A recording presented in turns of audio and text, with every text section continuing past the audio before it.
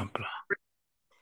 Bismillahir Rahmanir Rahim. Alhamdulillahi Rabbil Alamin wa salatu wa salam ala ashraf al-anbiya'i wal mursalin.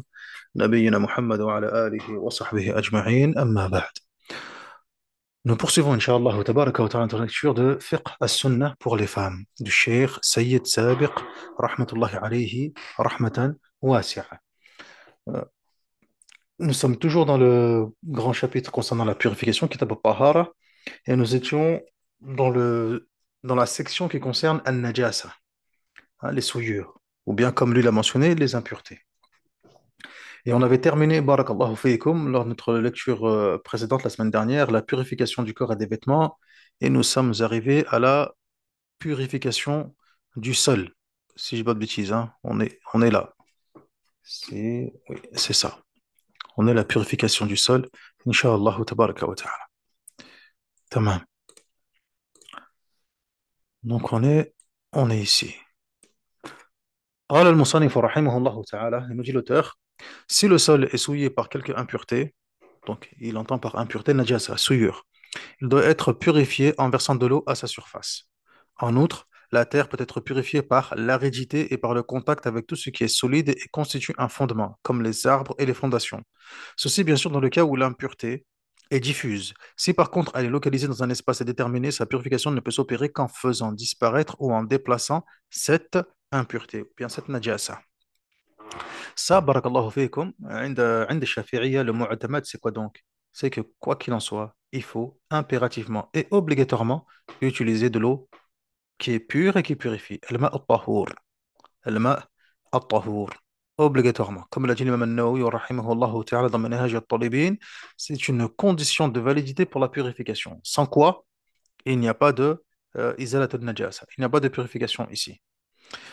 Et c'est très simple. Ce que veulent dire ici certains fuqaha, c'est que il est tout à fait possible, barakallahu fikum, d'utiliser du sable, de la terre ou autre, ou bien le soleil. À partir du moment où la najasa elle a disparu, etc., donc l'endroit devient najis. Mais or, on se remet un petit peu dans une certaine situation, laquelle? On se remet à l'époque du prophète Mohammed sallallahu alayhi wa sallam. Lorsqu'on était dans le Masjid al-Nabawi, dans la mosquée prophétique, la mosquée de Médine, celle du prophète Mohammed sallallahu alayhi wa sallam. À l'époque, donc, il n'y avait pas de tapis, etc. Le sol, c'était le sable. Ils étaient à même le sol. Ils faisaient juste des bâtiments, ils avaient construit juste des petits murs et tout, etc. pour faire le tour du masjid, le contour, etc. Mais sinon, ils étaient à même le sol. Al-Muhim, un homme, c'est la raison pour laquelle même qu'un homme, il est venu, un bédouin, et il a uriné dans un coin du masjid. S'il y avait des tapis ou autres, etc., il ne l'aurait pas fait. Il aurait bien compris que là, c'est l'endroit où les gens ils se posent. Mais comme on était à même le sol, etc., et que le masjid est délimité juste par des petits murets, barakallahu fiikum, taïb, lui, il a pensé qu'on était dans un terrain vague, ou dans un endroit où il pouvait se permettre de faire ce genre de choses. Al-Muhim, il a uriné. On est fil Madina. On est dans une époque où, et dans un lieu où il fait très très chaud, où à l'époque où l'eau, quand même, barakallahu fiikum, c'est quand même une denrée qui est assez précieuse, quand même, mine de rien. Jazakumullahu khairan. Taïb, c'est la raison pour laquelle, barakallahu fiikum, ne serait-ce que pour la toilette intime, qu'on a pu le voir tout à l'heure dans le Qadi Abi Shuja', eh bien, il est autorisé de faire al-istijmar pour conserver l'eau au maximum, pour éviter de l'utiliser dans une telle situation, par exemple, et du coup, bah, économiser l'eau. Pourtant, quand l'homme a uriné dans le masjid, le prophète Mohammed sallallahu alayhi wa sallam a ordonné qu'on verse de l'eau. Le prophète Mohammed sallallahu alayhi wa sallam a ordonné qu'on verse de l'eau. Il aurait pu prendre du sable et dire prenez le sable, étouffez et nettoyez la najasa avec le sable. Et c'est bon, khalas, intah al-amr. Là, tamam. Il a demandé ce qu'on amène dhanuba min al-ma, une jarre remplie d'eau et qu'ils ont déversé sur la najasa pour la nettoyer. طيب يا إخوان فهذا هو المعتمد عندنا في المذهب. Pour nettoyer la najasa, il faut obligatoirement et impérativement de l'eau. Le cheikh dit ensuite, rahimahullah ta'ala, la purification des graisses et de leurs dérivés. Ibn Abbas, radallahu anhuma, rapporte d'après Maïmouna, radallahu anha, donc une des épouses du prophète Mohammed sallallahu alayhi wa sallam, que le prophète Mohammed sallallahu alayhi wa sallam fut interrogé à propos de graisse dans laquelle une souris était tombée. Il répondit, jetez la souris et toute la graisse qui l'environne et mangez le reste. Ça, barakallahu fiikum, c'est un délit sur quoi donc? Sur ce qu'on avait dit lorsqu'on avait vu le maître du Qadi Abi Shuja', à savoir quoi donc? Que le reste des liquides, des ma'i'at, etc., si la najasa tombe dedans, alors ça devient najis. Et on ne peut pas le purifier. Tamam? Ça devient najis. Ici, c'est tombé dans une graisse. Tamam? Bon, la graisse, elle est entre guillemets entre le solide et le liquide. Donc, on peut prendre la najasa et enlever et jeter tout ce qui était autour de la najasa et conserver le reste. Tamam.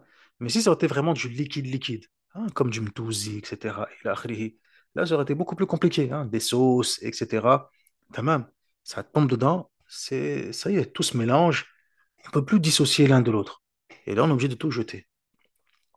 Et même si c'est en grande quantité, même si, masha'Allah, on est dans un mashhouli, etc., tsazila, avec des nyungu de je ne sais combien de mètres de haut, taïb, il y a une najasa qui tombe dedans, ça devient najis. On doit tout jeter. تمام يا إخوان؟ هذا هو. Sauf si, comme ici, là, où voilà, on peut quand même dissocier entre certaines parties. Dans ce cas-là, on va jeter ce qui a été contaminé par la najasa et conserver le reste. Il y a un avis de l'imam al-Muzani, rahimahullah ta'ala, qui dit que ceci peut être purifié par l'eau. Mais c'est un avis qui est faible dans le madhab et c'est pas ce qui est retenu, c'est pas le mu'tamad. تمام يا إخوان؟ هذا هو. بارك الله فيكم. قال المصنف رحمه الله, et dit ensuite l'auteur, la purification de la peau des bêtes mortes de cause naturelle.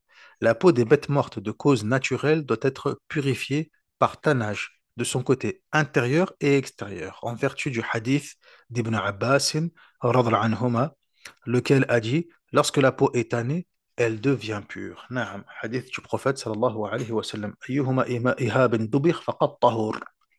Tamam. N'importe quelle peau tannée, n'importe quelle peau qui a été tannée, elle devient pure. Alors nous, ici, on va juste préciser certains points. عندنا في المذهب عند الشافعية, et ça on l'a vu déjà avec dans le Mukhtasar du Qadi Abu Shuja', rahimahullah, c'est que oui, en effet, la peau des bêtes mortes de cause naturelle ou autre, c'est-à-dire celles qui n'ont pas été sacrifiées de façon rituelle, barakallahu fikum, leurs peaux, elles peuvent être purifiées par le tannage. Alors déjà, quand on se trouve dans une telle situation, ce type d'animaux, ces types de carcasses, on les appelle en arabe al-mayyita. On l'appelle en arabe al-mayyita. Tamam, jayid. Elle est najisa. C'est une souillure. Voilà pourquoi l'auteur, il l'a mis ici dans le chapitre, hein, de la najasa. C'est une souillure. Mais on peut purifier la peau des bêtes mortes afin de pouvoir les utiliser comme vêtements ou bien comme récipients ou autres, etc. La règle عندنا في المذهب, la règle عند الشافعية, c'est que toutes les peaux peuvent être purifiées par le biais du tannage, excepté la peau du chien et du porc et de ce qui est issu de l'un des deux ou bien de l'un des deux. Et ce qui est issu des deux ou de l'un des deux. En dehors de cela, tous les animaux, les peaux peuvent être purifiées par le biais du tannage. Et la peau, elle devient pure aussi bien à l'intérieur qu'à l'extérieur. Walhamdulillah. Tamam ya ikhwan, hada huwa. Barakallahu fiikum. قال المصنف رحمه الله تعالى, le nettoyage du miroir et des objets du même genre. Le nettoyage du miroir, du couteau, de l'épée, des ongles, de l'or, du verre, des récipients vernis ou tout autre objet à surface lisse et polie s'opérera par frottement et élimination des traces de l'impureté. Jamil. Quoi qu'il en soit, nous, on a une règle générale qui est quoi donc? Que la najasa ne peut être nettoyée que par l'eau. Tamam. Et cette najasa, cette souillure, elle est de deux types. Soit elle est ce qu'on appelle najasa ainiya, soit elle est physique, elle a des particules physiques, je la vois, je peux la nettoyer et l'enlever. Dans ce cas-là, je nettoie jusqu'à ce que celle-ci disparaisse complètement. Ou soit, barakallahu fiik, je ne la vois pas à l'œil nu. Je sais qu'il y en a une quelque part, mais je ne la vois pas. Dans ce cas-là, je me contente de verser de l'eau à cet endroit-là et c'est terminé. Très bien, ikhwan. وهكذا. Mais quoi qu'il en soit, il faut impérativement l'utilisation de l'eau pour nettoyer le najasa. L'auteur ensuite, barakallahu fikum, il est passé dans ce qu'on appelle les sunan al-fitra, ou bien les éléments qui sont inhérents à la prime nature, à la saine nature, les coutumes naturelles. Tamam? Aïwa. Il nous dit l'auteur, rahimahullah, rahmatan wasi'a, Allah subhanahu wa ta'ala a établi des coutumes à l'intention de ses prophètes, alayhim salam. Et il nous a ordonné de nous y conformer. Il a fait de ces coutumes des rites qui se répètent dans la vie de tous les jours afin de distinguer ceux qui suivent les prophètes, alayhim salam, de ceux qui ne les suivent pas. Ces coutumes sont les suivantes. Ah, afwan, je n'ai pas tourné la page. Euh,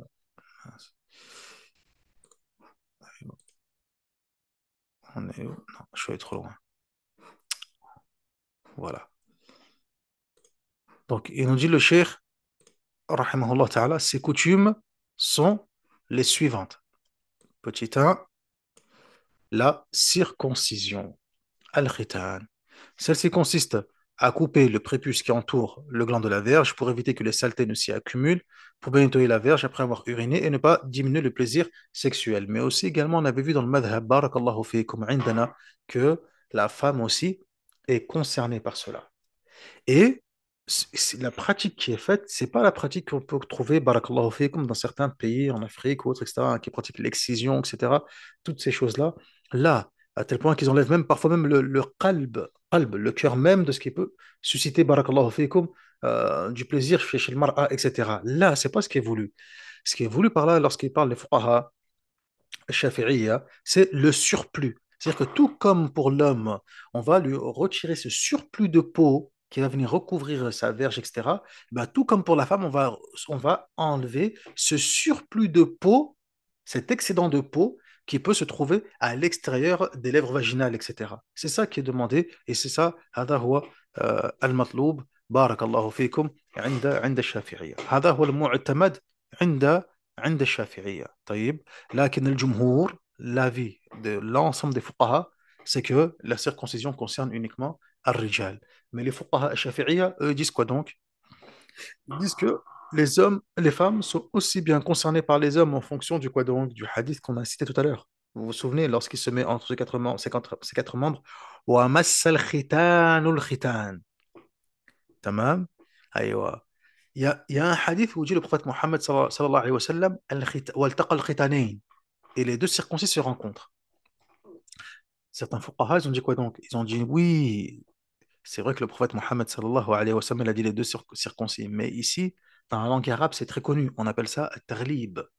En fait, ce qu'il veut dire par là, c'est que on a mentionné un circoncis pour englober le deuxième. Mais il n'y en a qu'un seul qui est circoncis, pas les deux. C'est comme quand tu parles du soleil et de la lune, tu dis al-qamaran. Pourtant, al-qamar, il n'y en a qu'un seul. Mais on dit al-qamaran pour englober le soleil avec la lune. Or, le soleil, on sait bien que ce n'est pas une lune. طيب وهكذا. Donc ça, c'est une, c'est une formule, c'est une façon de parler, c'est une figure de style dans la langue arabe, barakallahu fikum, lorsqu'on veut parler de deux choses en même temps, tout simplement. Et les fuqaha chez ont dit que donc, d'accord, ok, ça se tient, on peut accepter cela. Mais dans ce cas-là, que dites-vous du second hadith, où le prophète Mohammed sallallahu alayhi wa sallam, là, il n'a pas utilisé le duel en langue arabe, mais il a précisément dit wa massal khitan al-khitan. Et lorsque le circoncis touche l'autre circoncis. Ah, là, il n'a pas dit le khitanayn. Il a bien dit al-khitan, al-khitan. Donc, les fuqaha shafi'iyya, ils se basent sur ce genre de hadith pour dire que la femme aussi également doit faire al-khitan. Mais l'avis des jumhur, al-fuqaha, de l'ensemble des fuqaha, c'est que cela n'est pas obligatoire. Voire même, c'est sans doute juste, au pire des cas, au maximum, voire juste recommandé. Car on sait que ça se faisait, car il y a un hadith qui est authentique que personne ne discute, où le prophète Mohammed sallallahu alayhi wa sallam a dit à une femme de Madina, n'exagère pas quand tu pratiques la circoncision des femmes. N'exagère pas dans ce que tu retires. Donc ça, on sait que ça se pratiquait à l'époque عند العرب et que le prophète Mohammed sallallahu alayhi wa sallam n'a pas blâmé cela. Il lui a juste dit, fais attention à ce que tu retires. N'exagère pas trop dans ce que tu retires. Tout simplement. Donc la majorité des fuqaha, ils disent que au maximum, c'est que cela peut être recommandé à la limite. Mais de là, ce que dire obligatoire, ils ne sont pas d'accord avec les fuqaha shafi'iyya sur la question. Deuxième point, nous dit l'auteur, rahimahullah ta'ala, يقول raser les poils du pubis et s'épiler les aisselles. Ceci dit, il est permis de raser, couper ou épiler ses poils. Naam. Alors, c'est vrai que ce qui est mentionné عندنا في المذهب, comme le mentionne le Cheikh Al-Allama Abdullah ibn Abdurrahman Bafadl al-Hadrami dans le Muqaddimat al-Hadramiyya, c'est quoi donc? C'est raser les poils du pubis et natful ibit. Littéralement, natfu al-ibit. C'est quoi natf? Un natfu, c'est le fait de s'arracher littéralement les poils avec les mains, les uns après les autres. هكذا. تمام. يقولون فقهاء الشافعية هذه هي السنة. C'est ce que disent فقهاء الشافعية. Après, il n'y a pas de mal, abadan, barakallahu fikum, de se raser, de couper ou autre, etc. D'utiliser un rasoir, d'utiliser une tondeuse, et l'akhiri. Le muhim, c'est de retirer ses poils. Et la sunna, c'est de faire cela, barakallahu fikum, hein, au plus tard, au bout de 40 jours. Au plus tard. Au-delà de 40 jours, hein, c'est détestable. Comme on le verra par la suite, Inch'Allah, tabaraka wa ta'ala, il le mentionne le cheikh. Troisième point, il dit le cheikh, rahimahullah ta'ala, donc on est ici, قال rogner les ongles et réduire les moustaches au maximum. Il est recommandé de raser les poils du pubis, s'épiler les aisselles, rogner ses ongles et réduire ses moustaches chaque semaine pour plus d'hygiène et de bien-être. En effet, lorsque les cheveux et les poils se développent démesurément sur le corps, cela provoque de la gêne et la morosité de l'âme. Le délai fixé pour procéder à ces pratiques est de 40 jours. Passé ce délai, aucune excuse n'est admise. Alors, quand on entend aucune excuse n'est admise, on pourrait penser que cela est obligatoire et que au-delà, c'est interdit, on tombe dans l'interdit, etc. Là, c'est pas interdit. طيب. Là, on rentre dans le karaha, dans ce qui peut être détestable, etc. Le mieux, c'est de le faire avant 40 jours.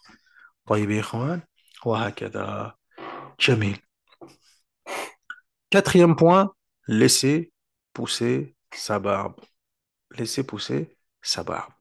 أيوة نعم هذه من سنن الفطرة وهو عندنا في المذهب selon le mu'tamad dans le madhab c'est que laisser pousser la barbe بارك الله فيكم hein, cela est recommandé et que la raser cela est détestable cela est détestable mais on avait vu ensemble que بعض فقهاء الشافعية certains فقهاء الشافعية n'étaient pas d'accord avec cet avis parmi les كبار فقهاء الشافعية والمحققون comme العلامة ابن زياد رحمه الله تعالى comme الحليمي comme العلامة الإمام الأضرعي comme aussi également الشيخ العلامة المليباري dans son livre Fath al-Mu'in qui est l'élève d'Ibn Hajar al-Haytami رحمه الله تعالى où il voit que se raser la barbe c'est interdit et il mentionne même que c'est la parole de l'imam Shafi'i dans le comme l'a évoqué le Cheikh Al-Allama Abdullah ibn Suleyman Al-Jarhazi dans sa hashia du sharh de la Muqaddimat Al-Hadramiyya d'Ibn Hajar Al-Haytami. طيب يا إخوان لكن المعتمد في المذهب la position officielle c'est que se raser c'est détestable c'est makruh طيب أيوة mais certains fuqaha shafi'iyya ont mentionné que l'avis le plus juste le tahqiq c'est que cela était haramun et que c'est l'avis également mentionné par le Imam Shafi'i dans son livre طيب on avait déjà développé cette masala à plusieurs reprises walhamdulillah. طيب ensuite قال cinquième embellir ses cheveux mais on va en rester là incha'Allah tabaraka wa ta'ala afin de pouvoir effectuer salat al-maghrib bi'idhnillahi azza wa jal et on poursuivra la semaine prochaine incha'Allah tabaraka wa ta'ala avec la suite bi'idhnillahi azza wa jal et il se peut incha'Allah ta'ala qu'on change peut-être qu'au lieu de faire le samedi dimanche on fera le vendredi pour l'instant le temps de terminer le séminaire, etc. Comme ça, dans les journées, ça ne fera pas des longues séries de lecture. طيب. Et ça nous permettra aussi également d'avoir le vendredi, voilà, une bonne lecture de une demi-heure, 25 minutes, etc. Inch'Allah, tabaraka wa ta'ala. Sans doute qu'on va faire comme ça, bi'idhnillahi, azza wa jal. Walhamdulillahi rabbil alamin. وصل اللهم على نبينا محمد وعلى آله وصحبه أجمعين سبحانك اللهم وبحمدك أشهد أن لا إله إلا أنت أستغفرك وأتوب إليك. Donc on reprendra la semaine prochaine à partir de cinquième point, embellir ses cheveux. Inch'Allah tabaraka wa ta'ala. Walhamdulillah rabbil alamin. Wassalamu alaikum wa rahmatullahi wa barakatuh.